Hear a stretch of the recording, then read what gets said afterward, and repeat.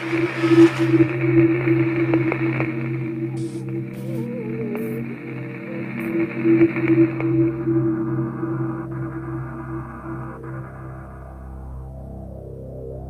into a respectable family in Washington, D.C. in 1870, Albert Fish's immediate family had a history of mental illness and alcoholism. A few of his relatives had perished in mental institutions. At the age of 5, Fish's father died. His mother was forced to work and was unable to care for him, so Fish was sent to an orphanage. Here, Fish recalls, "I saw so many boys whipped, it took root in my head." Fish became a painter and decorator, eventually marrying for 20 years and fathering 6 children. But when his wife left him for another man, leaving Fish to raise the children alone, he began to dangerously unravel, his madness fueled by a growing interest in cannibalism and religion. Fish began to indulge in raw meat at dinner, often serving it to his children, who would later testify he would do this on nights when the moon was full. Though he was said to never have physically abused his children, he did encourage them and their friends to pound his buttocks with a self-made paddle studded with inch-long nails. There was a period of his life where he went off to Europe and apparently spent a lot of time in these male brothels. I think he was probably a male prostitute himself and indulged in all kinds of sadomasochistic homosexual stuff. In New York City on May 28, 1928, 58-year-old Albert Fish responded to an ad placed in the New York World Classifieds by an 18-year-old boy named Edward Budd. The young boy was seeking employment. Fish, a house painter, deeply religious man, and father of 6, paid a visit to the Budd family at 406 West 15th Street, under the pretense of hiring Edward to work on his farmland upstate. On the day Fish appeared at the Budd residence for the first time, he stood bearing strawberries and pot cheese from a German deli. He appeared to be a kind, gracious man, white-haired, slightly feeble, and even genteel. Fish is regarded by many aficionados of crime as the scariest and most deranged of all American serial killers. Partly I think it was because he seemed so benign. At the time of his arrest, he was this old, grandfatherly looking guy. I mean, seemingly very, very benign and harmless, sort of stoop-shouldered and grizzled. But he was an incredibly demented child murderer, torturer, who had spent really his whole life preying on young children. Fish could have easily passed for someone's grandfather, but this was not your average grandfather. Edward Budd was thrilled at the prospect of summer employment with the affable old-timer, and Fish quickly earned the trust of Albert and Delia Budd. Once Fish laid eyes on 12-year-old Grace Budd, he had a diabolical change of his ghoulish heart. Enchanted by the small girl, Fish quickly switched gears and promised Edward that he would return in a few days to bring him to the farmhouse. Fish then insisted on taking Grace along to his niece's birthday party later that night. The Budds, reluctant at first, finally decided to allow Grace to go along with Fish. They would never see their daughter alive again.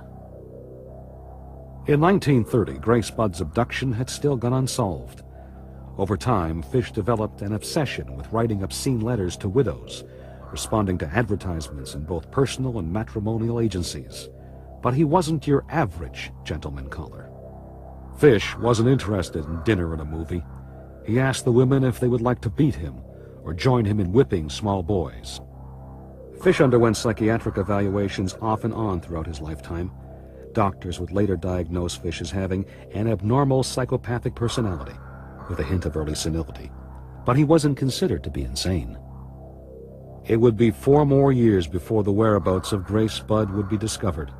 The case was resolved because of one last haunting letter scribed by Fish, but this letter was not intended for a lonely widower. It was sent to Albert and Delia Budd, whom knew a loneliness of a much darker strain. The letter read, "My dear Mrs. Budd, I called on you at 406 West 15th Street. Brought you pot cheese, strawberries. We had lunch. Grace sat in my lap and kissed me. I made up my mind to eat her on the pretense of taking her to a party. You said yes, she could go. I took her to an empty house in Westchester I had already picked out. When we got there, I told her to remain outside. She picked wildflowers. I went upstairs and stripped all my clothes off. I knew if I did not, I would get her blood on them. When all was ready, I went to the window and called her. Then I hid in a closet until she was in the room. When she saw me all naked, she began to cry and tried to run downstairs. I grabbed her and she said she would tell her mama. First I stripped her naked. How she did kick, bite, and scratch. I choked her to death, then cut her in small pieces so I could take my meat to my rooms, cook and eat it. How sweet and tender her little ass was roasted in the oven. It took me 9 days to eat her entire body. I did not fuck her, though I could have had I wished. She died a virgin. After dismembering her body, most of which she left behind in a closet, Fish would carry a portion of flesh by train to his house in the city, where he stewed the flesh with onions and carrots, deriving sexual pleasure as he consumed her.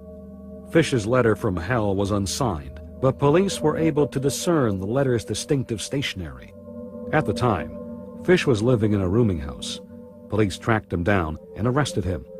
Among the materials found in his possession were old newspaper clippings about Fritz Haarmann, the German vampire who killed young men before selling their flesh in the marketplace.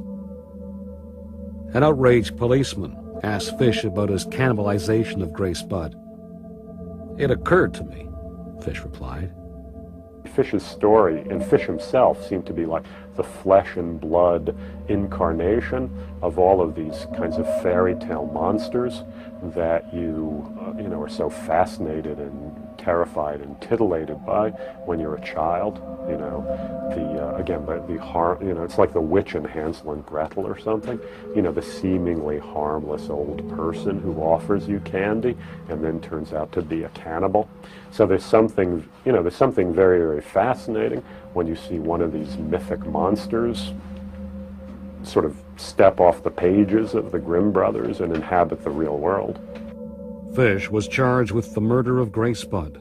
He also confessed to at least 100 other incidents. "I've had children in every state," Fish teased. He was sentenced to die in the electric chair at Sing Sing. On January 16, 1936, Fish ate his last meals. For lunch, he had a T-bone steak. For dinner, he had a roast chicken, but he barely touched it. Later that night, after a 6-year manhunt, the state of New York finally put an end to Fish's unspeakable appetites by executing him in the electric chair. Fish had even been looking forward to his electrocution. "It'll be the supreme thrill, the only one I haven't tried," he exclaimed.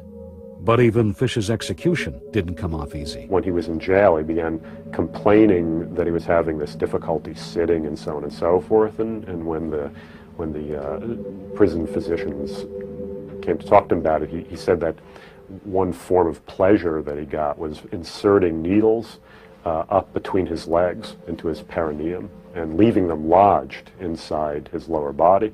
And of course, nobody believed this was the case, and they x-rayed him, and in fact, they found, when the x-rays were developed, they found there were 27 needles of varying sizes that were shoved up into his pelvic region. This was just one of many forms of incredibly masochistic behavior that Fish indulged in.